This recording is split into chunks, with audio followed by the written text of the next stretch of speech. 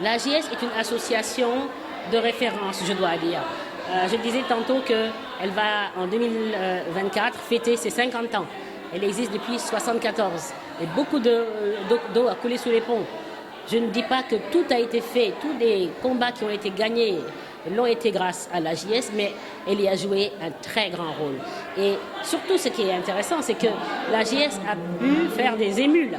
Et après 1974, et bien après 1974 d'ailleurs, beaucoup d'autres associations de femmes ont été créées, tournées vers la promotion des droits des femmes, les combats pour les droits des femmes.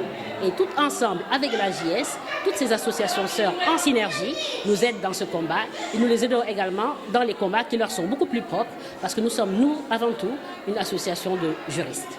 Le droit pour les femmes d'avoir accès à certaines professions, le droit pour les femmes à l'équité fiscale, c'est-à-dire la prise en charge de leurs enfants au niveau des impôts, le droit pour les femmes de donner la nationalité à leurs enfants, le droit pour les femmes de pouvoir sortir du territoire ou d'exercer un métier sans nécessairement avoir l'autorisation du mari, etc.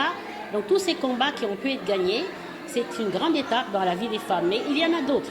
Et parmi ces autres combats, il y a d'abord le problème des violences faites aux femmes, qu'on appelle les violences basées sur le genre, mais aussi une question parmi d'autres qui est celle de l'autorité paternelle, que nous souhaiterions voir transformée en autorité parentale, afin que à la fois le papa et la maman, le mari et l'épouse puissent exercer les mêmes droits sur les enfants.